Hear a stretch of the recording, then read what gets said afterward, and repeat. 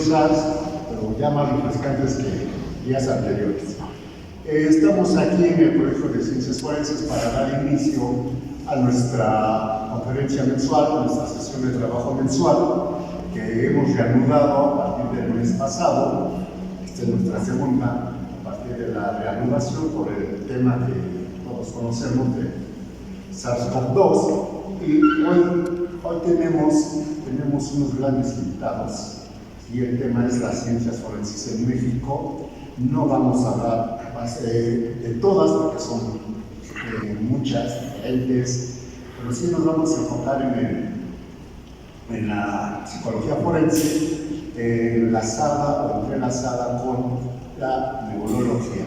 Para este efecto tenemos a dos grandes invitados, expertos, que tengo el honor de contar con su amistad. Pero antes de iniciar vamos a presentar a los que estamos aquí en el estrado, al doctor Javier Zambrano Ramos, psiquiatría forense y vicepresidente de este colegio.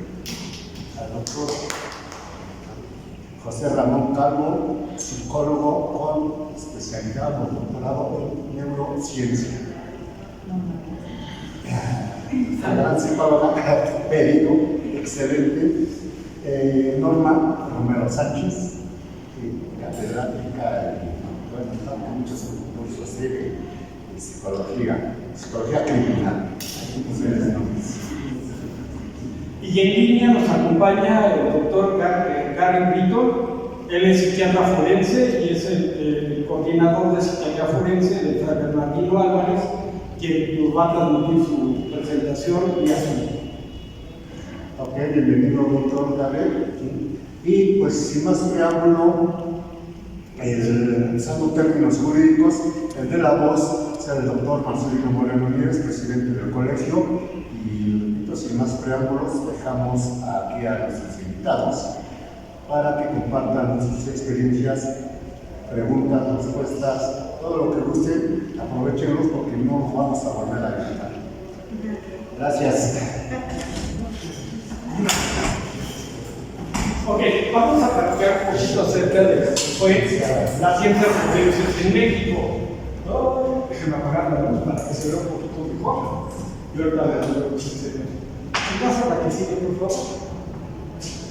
Vámonos un poquito acerca de la historia y vamos a ver que hablar de los colegios y asociaciones en México es importante que nos remontemos allá por 1883, en que fue la primera vez que se instituyeron las ciencias legales y ciencias forenses en México.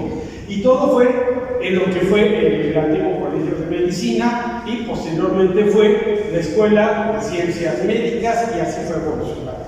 Más adelante tenemos que agradecerle al doctor Luis Hidalgo Carpio, quien dio los primeros inicios en la medicina legal en nuestro país y dejó importantes colaboraciones. En 1887 el doctor Luis Sandoval publica el Compendio de Medicina Legal, que fue de los avances en las ciencias forenses en México, ¿no? La que sigue. Pero vienen las aportaciones de otros grandes, pues ya ahora sí vamos a hablar de criminólogos, como el doctor Luis Hidalgo Carpio, fundador de la medicina legal mexicana, a quien debemos varios de sus escritos, y quien fue colaborador, apoyado por el doctor José Torres Torrija, quien siempre con esa actitud inquieta que presentaba, formaba lo que fue el Instituto de Ciencias Forenses y Criminología. Vemos que fue avanzando. ¿Pero? A ver, ponle por favor.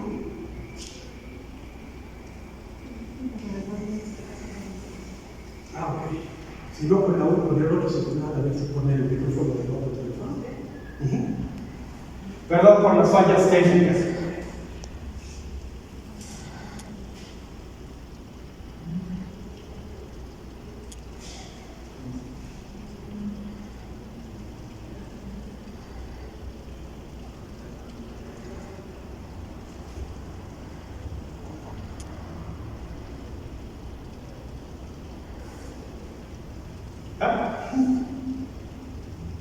Ponle nada más un micrófono.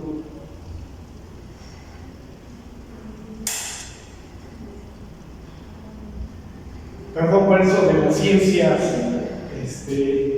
cibernéticas todavía nos cuestan un poquito de trabajo, y aquí donde estamos está rodeado de edificios y pues la señal nos ayuda. ¿Listo? Ok, y entonces se crea lo que fue el Instituto de Medicina Forense y Criminología, y aparece el tan querido y conocido Alfonso Quirós Cuarón, quien es reconocido de manera internacional por todos sus trabajos, y aquí lo importante es que él ya empezó a hacer las investigaciones más en forma en torno a lo que son los bancos de investigaciones en especial hacia las ciencias forenses en específico, ¿no? Y todos estos se encuentran en la Universidad Nacional Autónoma de México. La que sigue es un poquito de historia. El maestro José Casado. No se ve nada. Ahí hay una cámara. Ándale. Ok. Bueno, y aquí ya vienen las aportaciones más importantes y más hacia nuestra época. ¿Por qué? Porque aparecen ya los inicios de crear en el servicio médico forense en aquel entonces lo que sería ya la primera asociación. La primera sociedad que data desde 1968 con el doctor Aurelio Núñez Salas, el doctor, Salvador Martínez Murillo, Miguel Bron y Mario Álvarez Rodríguez, que todavía nos tocó conocer a algunos de nosotros cuando se formó. Si vemos la que sigue, la primera sociedad en la tierra que nos dio el origen a nosotros, a raíz de que ya se daba la cátedra de medicina forense, antiguamente eran auxiliares de patología, y pues 1987-88 se crea ya la especialidad de ciencias forenses en la parte académica con el aval del Instituto Politécnico Nacional. La sociedad entonces es creada por el doctor Fernández Pérez, Aurelio Núñez Salas, Alberto Isaac Correa Ramírez, Ángel Gutiérrez Chávez y nuestro actual presidente, el doctor Marcelino Moreno Nieves, quienes fueron los que generaron esta primera sociedad de medicina forense. La que sigue, más adelante vemos, perdón la imagen, pero traté de buscar al viejo logotipo de aquella época, y la única imagen que pude encontrar es una categoría que traigo en el coche de lo que era nuestro antiguo logotipo del Colegio de Ciencias Forenses, que más adelante se formó la Academia Mexicana de Ciencias Forenses, y gracias al trabajo que hemos hecho todos hoy en día, hemos hecho lo que ya es el Colegio de Ciencias Forenses actualmente. ¿Quiénes lo coordinamos y quiénes estamos en él? Si vemos la que sigue, está el doctor, Alberto Armengol, Marcelino Moreno Nieves, el doctor, Miguel Salvador, que era del equipo anterior, el doctor Briceño, y un servidor que fui tesorero y actualmente vicepresidente. Pero bueno, esa es la parte histórica. ¿Qué ha sido de algo que nos ha inquietado a nosotros? Y es, ¿qué pasa con la salud mental en el ámbito forense? Y ha sido un terreno de trabajo muy interesante que ha requerido la participación de muchos de nosotros. Y es por lo que se generó y se formó este simposio, este debate, esta mesa de trabajo. Y pues le voy a ceder la palabra a la maestra psicóloga Romero Sánchez, quien nos va a hablar un poquito acerca de lo que es la psicología. ¿Vamos?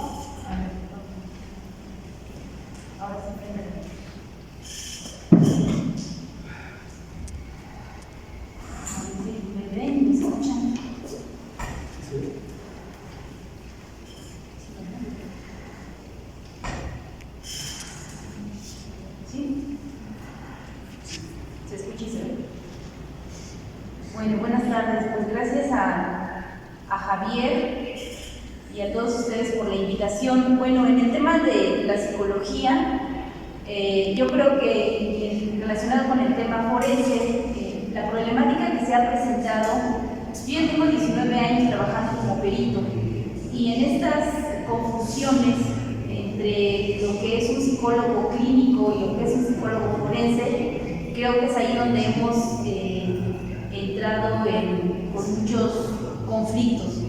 ¿En qué sentido? El psicólogo clínico, bien su enfoque y su metodología va más en el sentido de lo que todos sabemos, es justamente dar terapia psicológica. Y a veces en juzgados, cuando los psicólogos clínicos tienen de alguna manera una intervención, pues a veces todavía ocupan, por ejemplo, este tema de las técnicas proyectivas, ¿no? Pruebas proyectivas. Hacen trabajo de 1 hora, porque es la costumbre de trabajar sesiones de 1 hora. Hacen también, por ejemplo, llamarle al evaluado, le llaman paciente, no le llaman evaluado.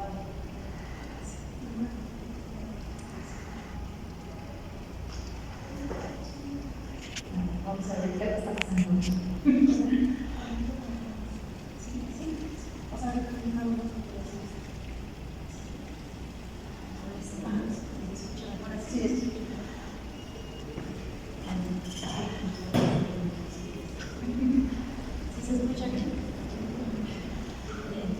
Entonces estaba yo comentando el tema de que al momento de la intervención de los psicólogos con un enfoque muy clínico, y repito, estábamos en el tema de a veces aplicar técnicas proyectivas, análisis de papel,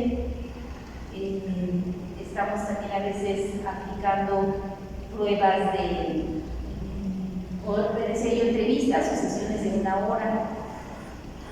A veces también el psicólogo clínico trata de reservarse mucha información en el sentido de que es una situación paciente-terapeuta. Otra de las cosas que también hacen es, por ejemplo, llamarle, decía, al evaluado o a la víctima, llamarle paciente. A veces también hay mucha oposición por poner a la vista a la defensa las técnicas que se hayan aplicado, así sean unos dibujos, sobre texto de que esos dibujos tienen información confidencial o de que estamos hablando de esa relación paciente-terapeuta. Y cuando lo que no tienen a veces o no alcanzamos a ver esa diferencia entre el psicólogo clínico y el psicólogo forense, es que los psicólogos forenses, no tenemos por qué guardar para nosotros, por ejemplo, las pruebas psicológicas, si estas son solicitadas por el juzgado, si estas son solicitadas por la contraparte, llámese la fiscalía también puede pedirle pruebas psicológicas, porque se les tendría que dar. En el ámbito forense no es adecuado aplicar pruebas más técnicas proyectivas, son de las cosas que hemos repetido una y otra vez hasta el cansancio. ¿Por qué? Porque son técnicas que no tienen validez, no tienen posibilidad, fueron usadas precisamente para cuestiones clínicas, tienen una base psicoanalítica, son técnicas que quedan sometidas a la interpretación del psicólogo, son técnicas que de alguna manera sabemos cómo pasan muchas cosas en los juicios y que a veces la gente busca manipular esas pruebas. Incluso yo diría que a veces hasta las fiscalías de los resultados esperables pareciera que ven lo que quieren ver en esos dibujos, ¿no? Entonces es algo que se ha controvertido demasiado el tema de las pruebas proyectivas.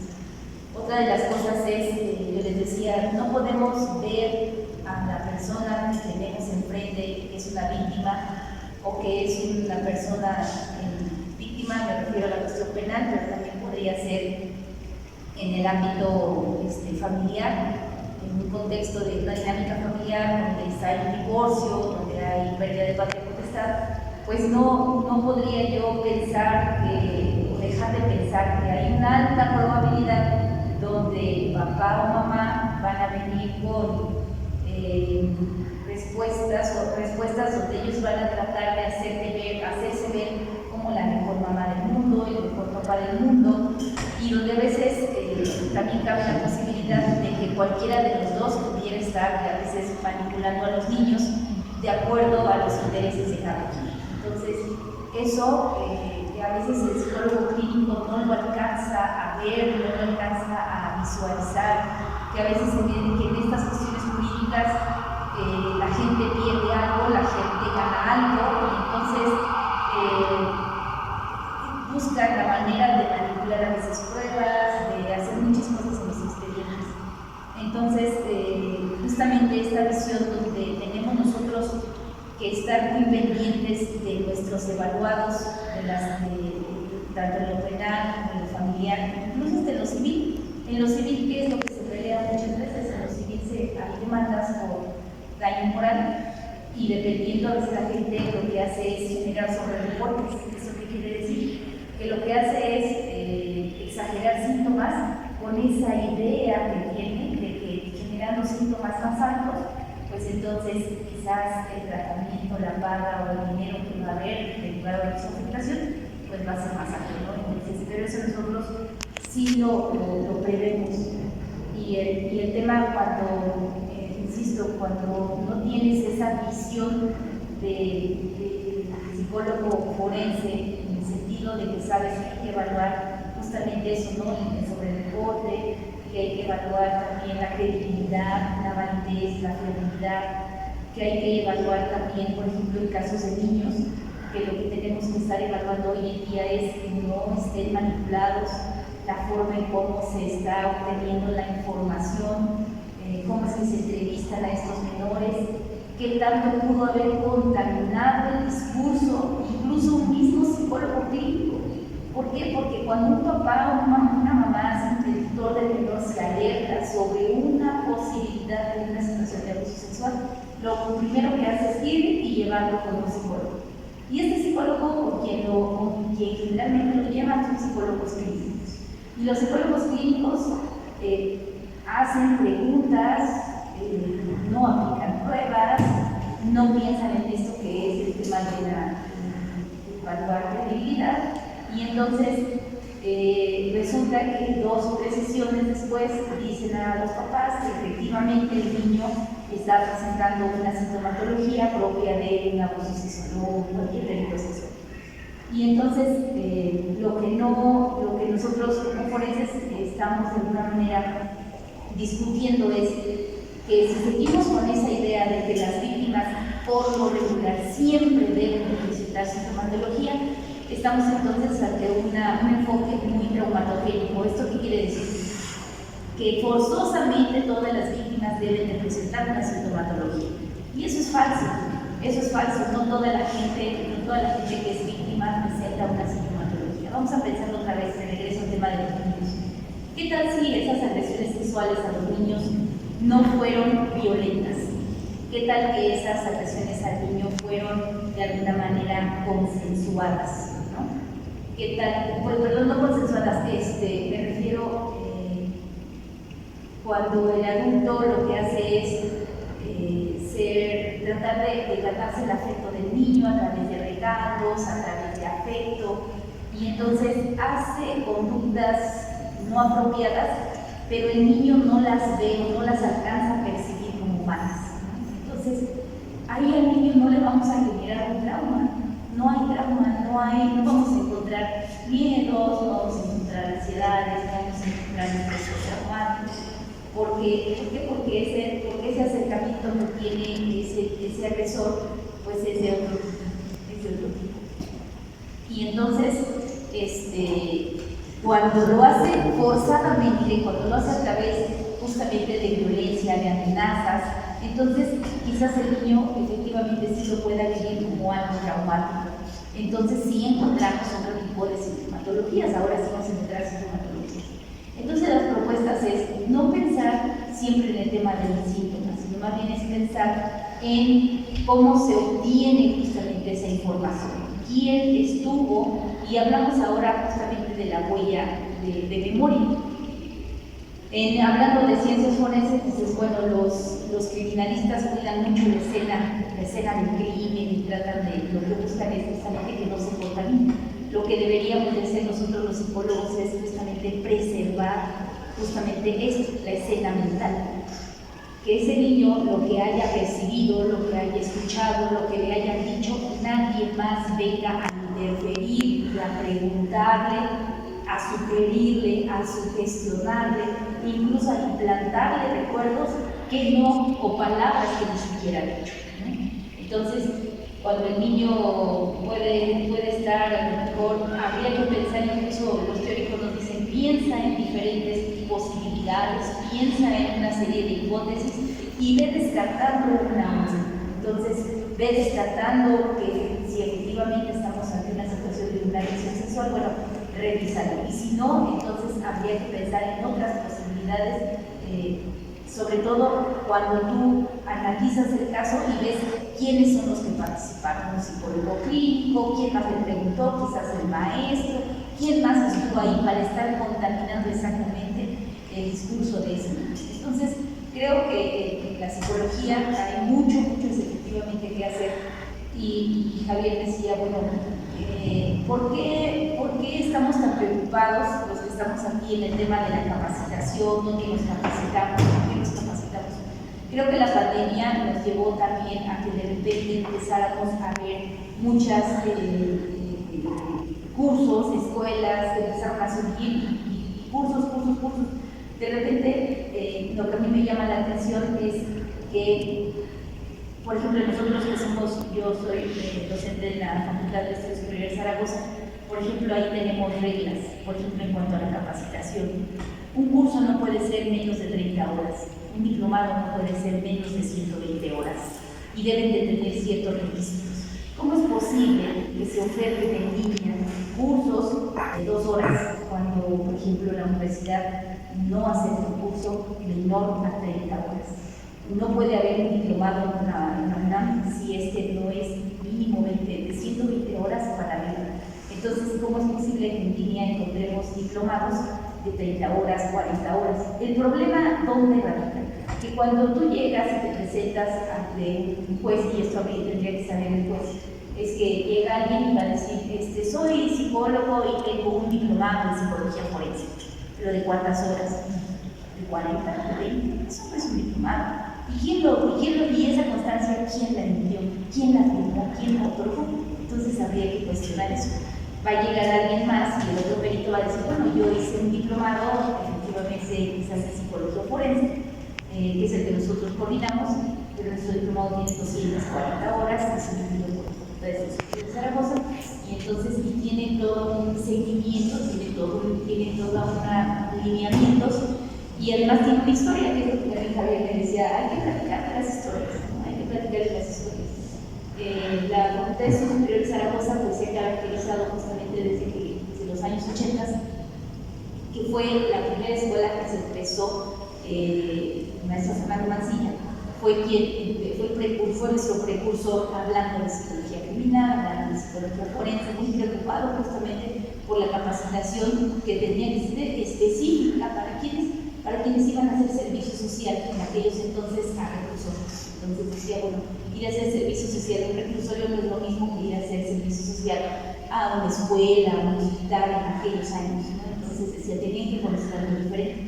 Se burlaban de él y decían que estaba pegando a la policía, ¿no? Entonces, lo cierto es que hoy en día hasta las escuelas de mecánica hablan de psicología forense, ¿no? Entonces, bueno, eso no puede ser, no, habría que estar más pendientes, que es una de las claras comunicaciones de Javier, y también mía, que de repente, ¿cómo poder saber, ¿no?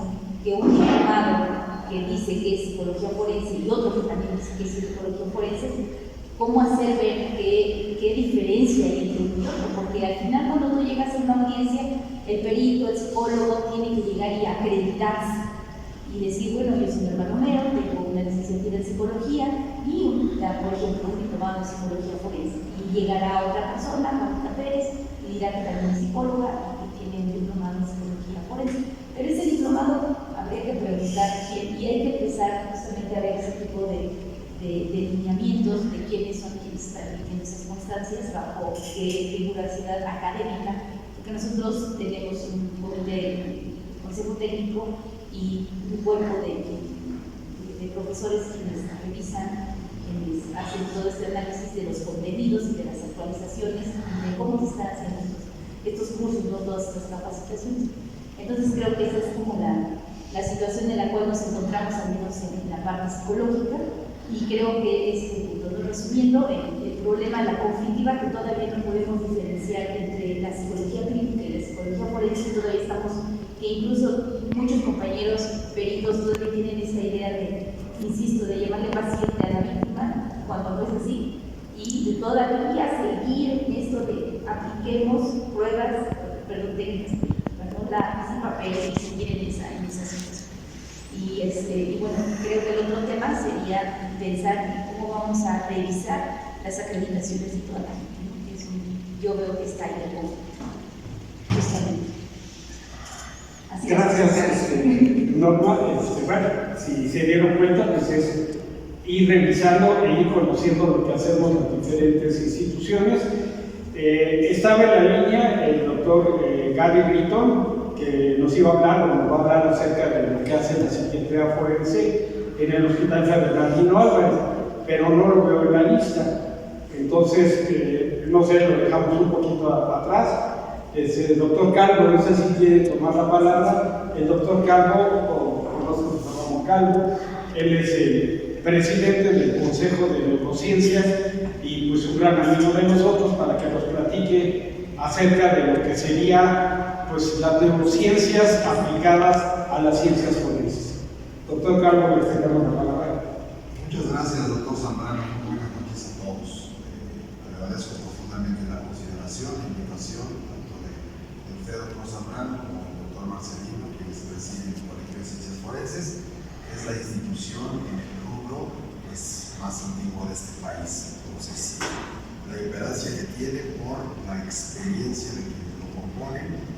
Y antes de hablar un poquito sobre la vinculación de la neurociencia con las ciencias forenses, voy a retomar lo que comentaba justamente hace unos momentos la maestra Norma, con relación a toda la oferta académica que existe hoy en día, sobre todo en línea, en donde efectivamente vemos diversas disciplinas, entre ellas la propia psicología, la propia neurociencia. De pronto, pues la oferta de cursos tomados con escaso valor popular, con poquitas horas. La pregunta es, ¿por qué no se ha regulado desde la ley de educación las instancias privadas que impartan este tipo de formación? Y por otro lado, pues también exhortar al público en general a que verifique quiénes son los ponentes, quiénes son, la experiencia que tienen al respecto. Es muy fácil hablar desde la teoría sin tener práctica o experiencia alguna. Es muy fácil tomar un libro y repetir lo que algún otro autor, sobre todo extranjero, pueda mencionar sobre un tema y sin tener ninguna experiencia al respecto. Creo que eso distingue mucho a quienes están en un tribunal con relación a quienes hacen propuestas de manera puramente teóricas que no son viables en el contexto jurídico.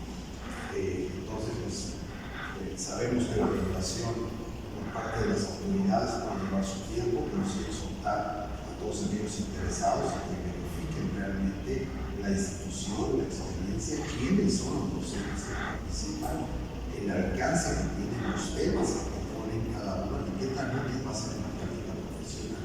Además del aprendizaje, la utilidad que le van a dar a toda esa información. Y bueno, y por otro lado, pues es irremediable el día de la actualidad vincular a la neurociencia con las ciencias forenses y con la psicología.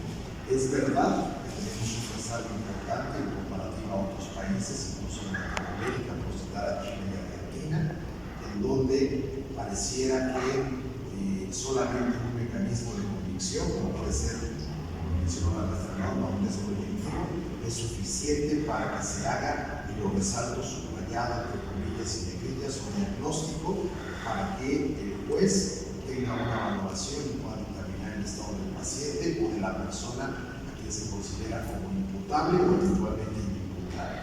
Y aquí tenemos un grave problema, que es justamente el que se realicen presumibles diagnósticos por parte de a quienes no les corresponde, y que eso los jueces les sirva como un sustento para poder emitir la resolución, la sentencia que corresponda, que pudiéramos entrar en cuestiones desde alguna resolución interlocutoria, una sentencia definitiva, el resolver algún recurso, etcétera, etcétera.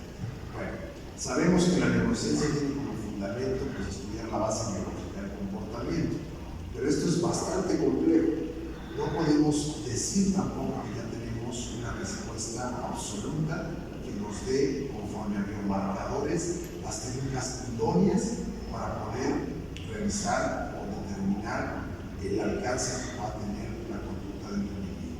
Decía la maestra Norma, hay una huella psicológica en donde probablemente no exista una somatización, pero sí pueda existir un tipo de percepción que lleve a los individuos a incurrir en conductas delictivas o que traigan consigo alguna secuela importante tras haber sido víctima de un delito. Literalmente, en los últimos meses, probablemente años, se ha hablado muchísimo del término victimización, se ha utilizado porque se ha distorsionado. Una persona que sufre la agresión, la violencia o está transgrediendo la ley y afecta a otra persona se llama víctima, es una víctima. Entonces, a veces se utilizan los términos de manera errónea, incluso los mismos abogados litigantes para tratar de no delimitar, sino poder restar impacto a la conducta que tienen pues, sus clientes, las personas a quienes defienden, de quienes se les imputa alguna responsabilidad.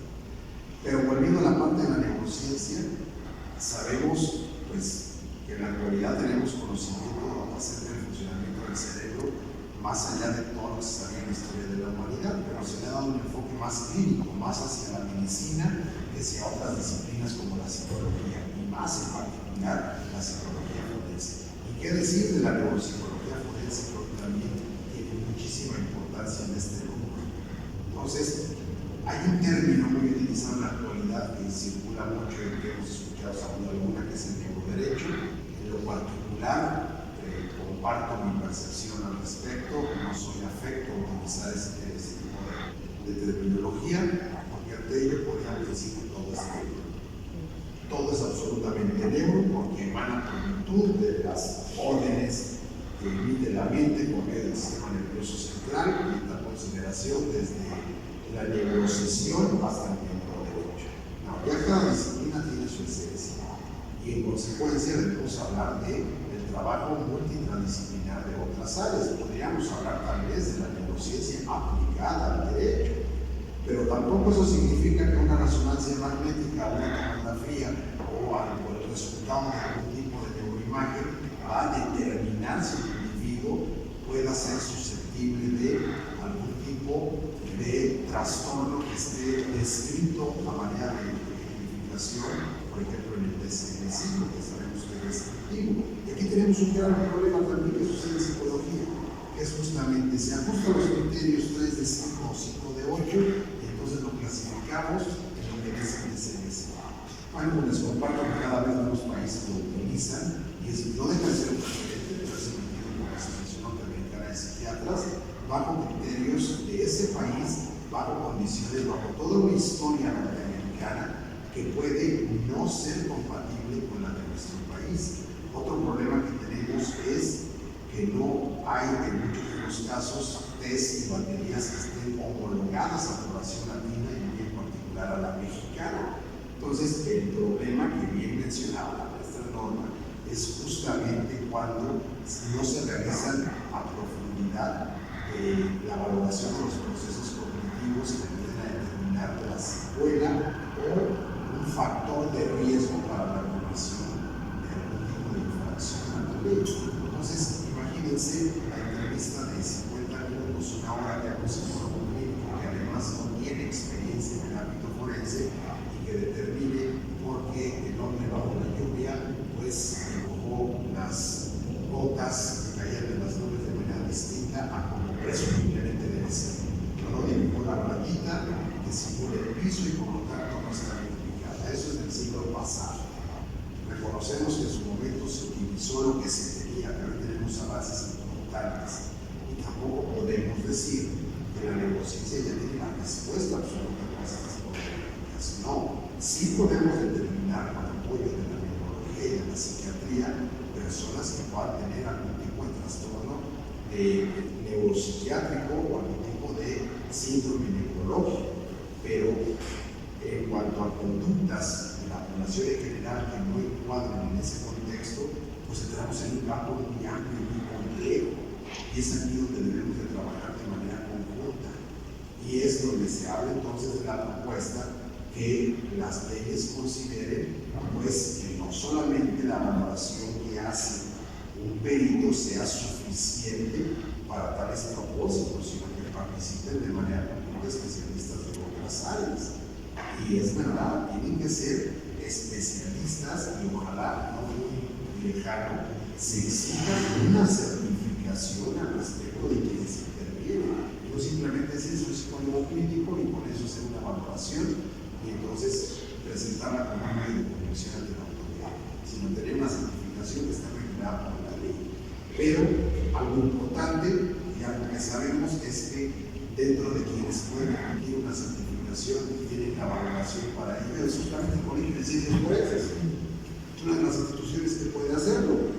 Entonces, ¿por qué lo hacemos? No porque no hayan invitado el documento, sino por el hecho de poder recurrir a las instancias que están satisfaciendo las necesidades que impliquen el ejercicio profesional en la práctica jurídica en un tribunal. Estamos hablando del patrimonio de las personas, estamos hablando de la libertad de una persona, estamos hablando de su integridad en general, psicológica y física. Tenemos que acercarnos a la gente competente en el rubro y mientras tanto, reiterando lo que comentaba en un principio, pues bueno, si vamos a buscar alguna opción que fortalezca nuestra formación profesional, pues sí, tenemos un poquito de quiénes son los que van a participar y en qué se constituye el temario, si es una instancia distinta a una universidad pública y que realmente nos resulte útil en la práctica para poder presentar el documento de la autoridad que compete. Ya finalmente, algunos trastornos neuropsiquiátricos, como decía el pueden tener un contexto clínico pues para valorar si la persona puede ser considerada inimputable cuando del acusado se trata. Entonces, esto, pues sí, la neuroimagen puede ser importante, pero en muchos casos no es así. Se tiene la falsa creencia de que tal vez una resonancia, una tomografía le va a determinar si hay por ahí escondido un grupo de neuronas que van a determinar cuál va a ser la conducta criminal que se va a cometer. No vamos a ver absolutamente nada. De hecho, en algunas enfermedades neurológicas no vemos absolutamente nada. Cito como ejemplo, y meramente como ejemplo, de forma enunciativa, no limitativa, podemos presentar a una persona con un cuadro convulsivo y no encontrar absolutamente nada en una resonancia magnética. Imagínense ustedes todavía en estructuras subcorticales, donde hablamos de grupos de neuronas especializadas, donde no lo vamos a encontrar. Aquí tenemos que trabajar en un contexto de cognición mucho más profundo. Entonces, también la creencia de que al hacer una secuenciación genómica ya tenemos la respuesta al problema y encontramos psicópatas y sociópatas porque se asociaron genes a ciertas conductas, también es un criterio incorrecto. No nos va a dar el contexto en general, nos va a permitir tener una referencia. Entonces, el mecanismo más apropiado es la divulgación y la prevención, pero en la práctica el trabajo multi y transdisciplinario. No podemos colocar al psicólogo clínico de manera exclusiva, sino que tiene que trabajar de la mano con un psiquiatra forense, tiene que trabajar con un neuropsicólogo forense, que puedan de manera conjunta determinar, y esto, pues, mientras no esté regulado por la ley, nos vamos a enfrentar a este reto. Quienes son abogados, quienes están involucrados en procesos legales, pues valoren que es mucho más complejo de lo que hasta ahorita pues, se ha considerado, y tampoco adoptar, lo diga quien lo diga, criterios que ya existan en otros países. No porque en países como Estados Unidos exista el llamado neurolaw, el neuroderecho, significa que en este país tenga que ser exactamente de la misma manera. Tenemos que ir de acuerdo al contexto. La situación cultural, económica, política, social de países como México y Estados Unidos tiene variantes importantes. No podemos considerar que los mismos criterios de allá sean los mismos que aquí, de tal manera que debemos de seguir trabajando para lograr la homologación de baterías de test cognitivos que nos ayuden un poco, que nos den un marcaje y un referente mucho más objetivo antes de llegar a un diagnóstico. Parece que hacemos las cosas al revés. Primero hacer un diagnóstico, cuando lo primero que hay que hacer es comenzar a descartar justamente la existencia de algún tipo de condición. Y en muchas ocasiones, tanto psicólogos como psiquiatras incurren en determinar un diagnóstico en la primera consulta, en la entrevista, en la primera, e incluso proponer un tratamiento farmacológico cuando probablemente el paciente no lo requiera. Eso estoy hablando de un paciente cuando propiamente lo es. Si nos vamos al ámbito forense, pues imagínense las deficiencias que tenemos en el sistema.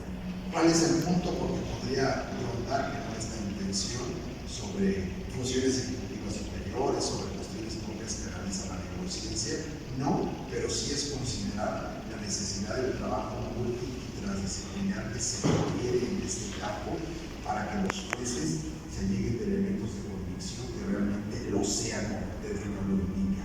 Hay que obligar a los jueces a que valoren todos estos mecanismos de prueba. De acuerdo a la ley, ellos tienen la obligación de admitir todo aquello que pueda ayudar a descubrir la verdad jurídica. Bueno, pues obliguemos a que los jueces lo hagan, aportándoles elementos de convicción mucho más profundos, mucho más elaborados, y que esto va a implicar el trabajo de abogados, criminólogos, criminalistas, psicólogos, neuropsicólogos, psiquiatras y aquellos que estén abocados al estudio de la neurociencia en general, pero que tengan competencia, certificación y estén justamente en el campo. Sí, es muy interesante la teoría, es muy interesante. Necesitamos gente que lo pueda ejercer, gente que esté ahí y que nos pueda aportar desde lo que realmente existe, como digo yo, en la vida real, no únicamente desde la literatura. Así es que el exhorto es justamente para que veamos el impacto, la trascendencia que tiene el abordaje de estos temas, para que veamos que hay muchos mitos alrededor de ello, que hacemos valoraciones y etiquetas muy a la ligera y que eso probablemente esté creando también sesgos a nivel social de lo que es una conducta antisocial y de lo que no lo es. Y muchas veces llamamos narcisistas, psicópatas, sociópatas a personas que no encuadran en ese rubro, pero pues socialmente así los llamamos porque todo el mundo erróneamente los ha clasificado como tales. Y esto, que si podríamos decir, ¿qué impacto tiene en los tribunales? Pues es la forma en que socialmente lo percibimos.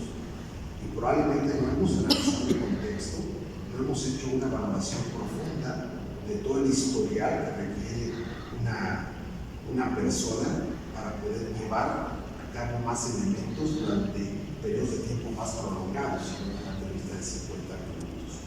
Entonces, el estudio del cerebro, por supuesto, de ahí emana la mente, es una de las funciones del cerebro, pero hablar de cerebro propiamente de mente, contrario a lo que algunos autores o algunos postulantes puedan señalar, pues no es lo mismo, no es hablar cerebro y mente exactamente lo mismo.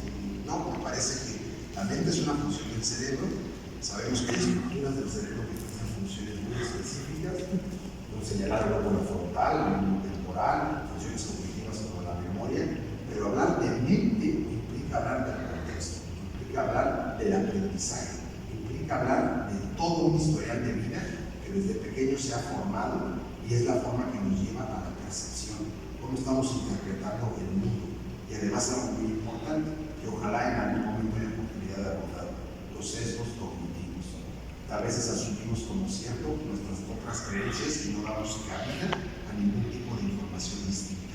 Lo que yo creo que es verdad absoluta, en tal consideración lo que me puedan proponer, ni siquiera lo considero como una posibilidad, lo excluyo de manera absoluta.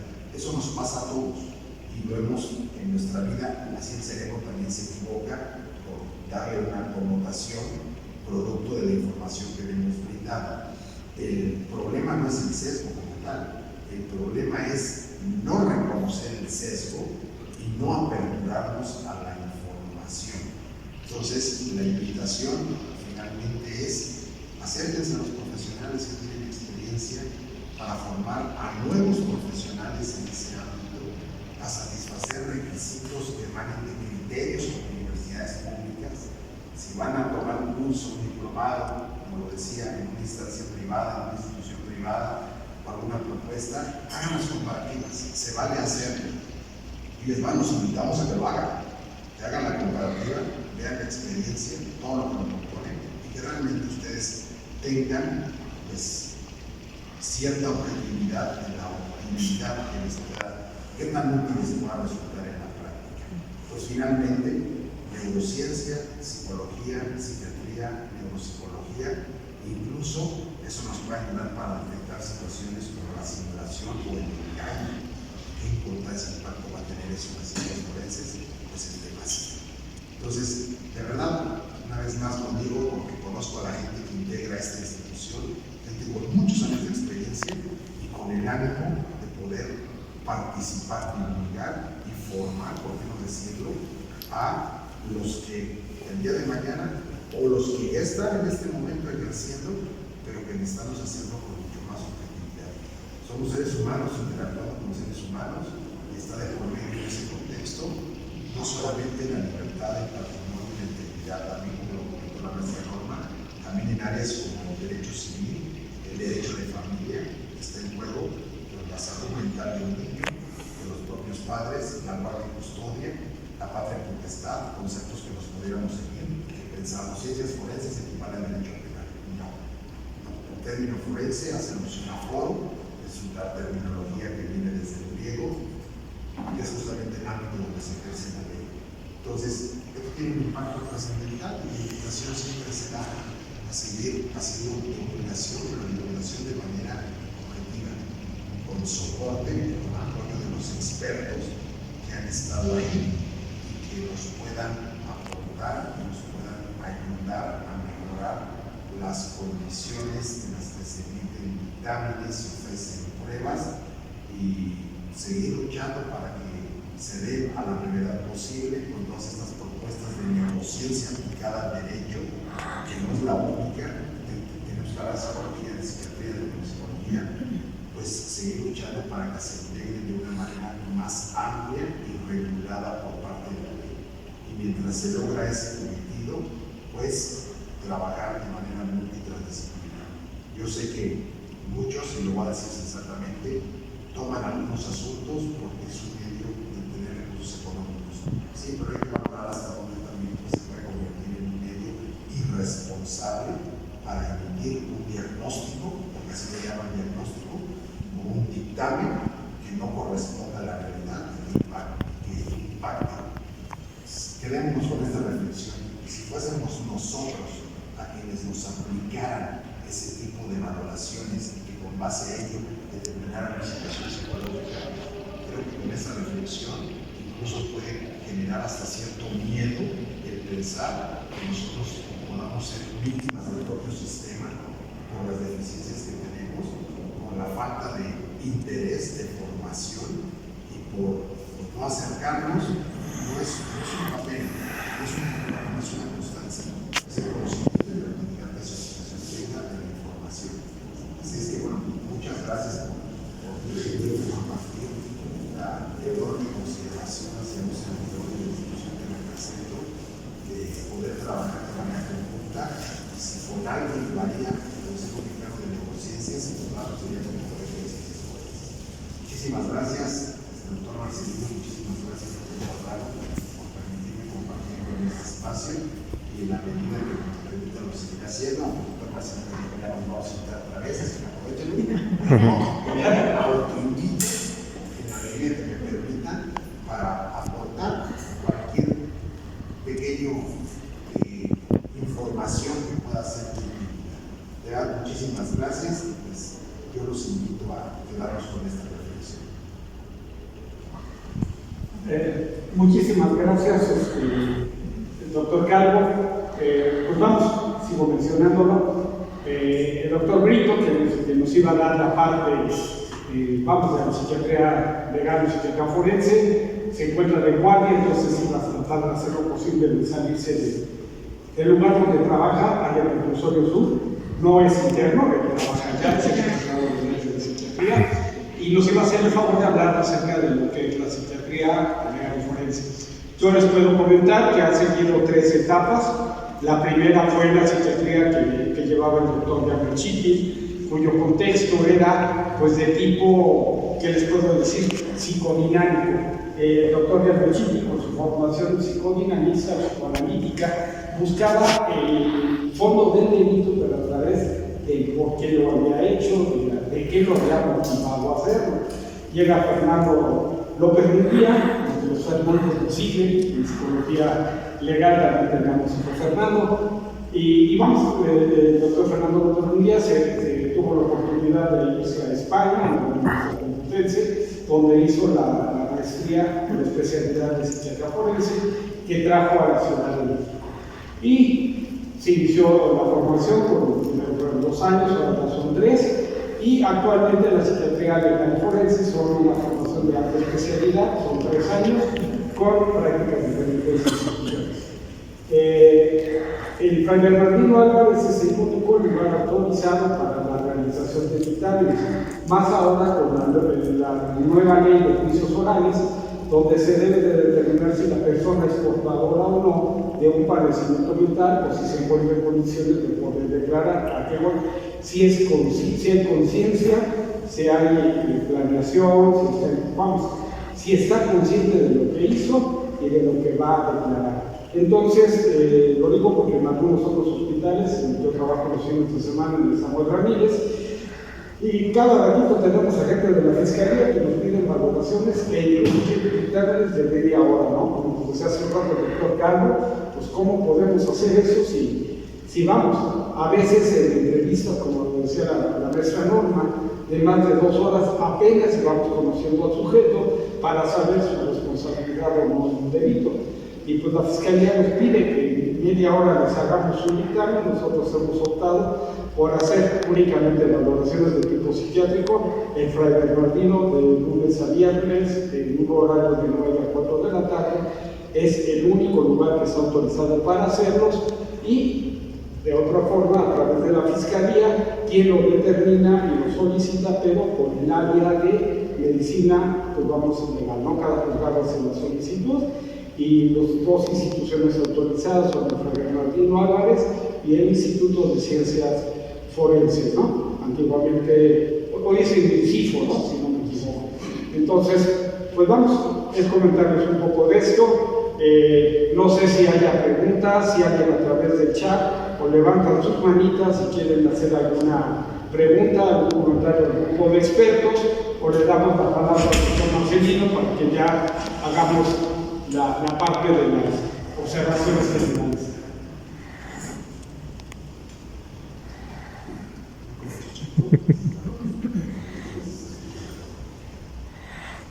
Están aquí poniendo los chícharos, pero bueno, vamos a ver.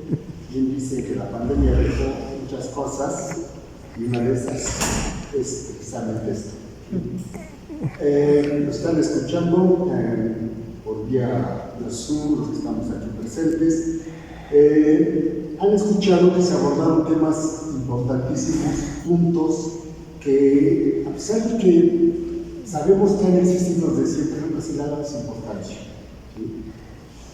Realmente la ciencia forense ha sido o está siendo evaluada, y no precisamente por los órganos legislativos, los que nos rigen como leyes o como profesionistas en la ciencia forense, sino precisamente por lo que comentaron nuestros expertos, que avala Javier, que muchos se preparan al vapor. Y efectivamente hay gentes, hay asociaciones, instituciones que dan sus diplomados, y no solo de pocas horas, sino hasta con títulos diferentes. Y ahorita hablaron de un punto que es la clínica y lo forense. Y generalmente siempre me dicen un diplomado en línea de tanatología forense. La tanatología. ¿Y quién cree que se inscribe? Tanatólogos clínicos. Entonces uno dice, bueno, yo soy tanatólogo, soy médico forense de tanatología forense. ¿Qué espera que está del otro lado? Que le enseñes a terapiar a un cadáver. Y así son. Y si las ciencias son las ciencias de la salud en el ámbito legal. Pues todos los que nos dedicamos a las ciencias de la salud estamos quedando legal, no estuviéramos ejerciendo. Pues esas confusiones son las que nos hacen que se devalúe nuestro trabajo gerencial.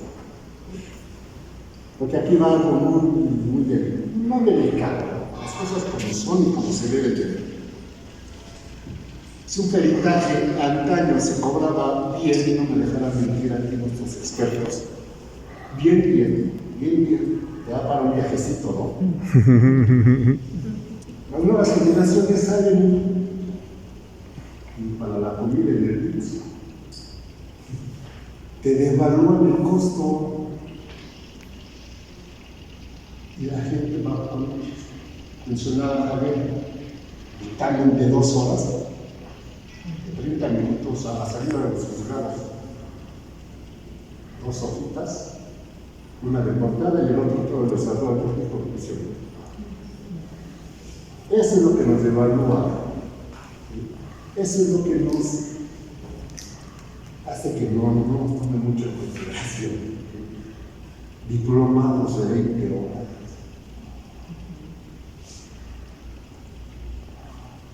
Y hablando de historia, pues sí, los demás, nosotros tenemos mucha historia, ya lo vieron, Javier hizo una reseña corta pero productiva